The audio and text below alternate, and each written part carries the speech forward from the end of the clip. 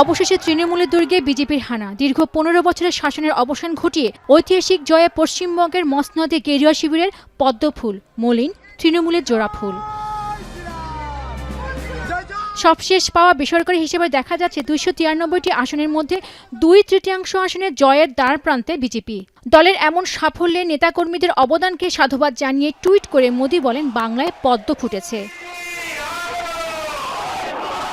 আসাম ও পশ্চিমবঙ্গে বিজেপি নিরঙ্কুশ জয়ের ইঙ্গিত মিলতেই নয়াদিল্লিতে বিজেপির কেন্দ্রীয় সদর দপ্তরে বক্তব্য রাখেন প্রধানমন্ত্রী নরেন্দ্র মোদি। বলেন, আজ থেকে বাংলা ভয়মুক্ত হলো। ब्रह्मपुत्र का भी हम पर बहुत आशीर्वाद रहा है, मां कामाख्या का आशीर्वाद रहा है। असम की जनता ने लगातार तीसरी बार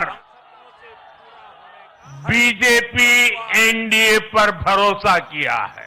ক্ষমতার পালাবদলে উত্তাপ এরই মধ্যে ছড়িয়েছে পশ্চিমবঙ্গের বিভিন্ন প্রান্তে। ভোট গণনার মধ্যেই বিজেপি সমর্থকদের বিরুদ্ধে তৃণমূলে এক প্রার্থী ও কর্মীদের মারধরে অভিযোগ উঠেছে। আগুন দেওয়া হয়েছে আসানসোলের তৃণমূল কার্যালয়ে।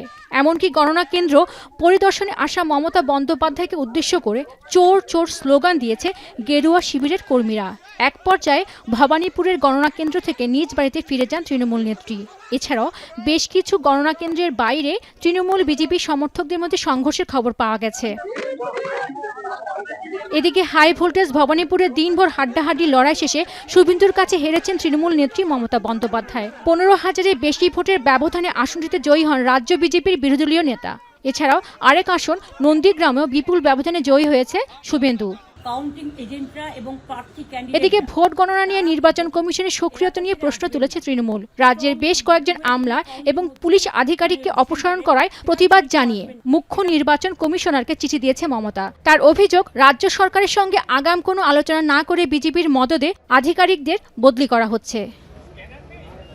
পেনুকা সুলতানা, এখন বিশ্ব।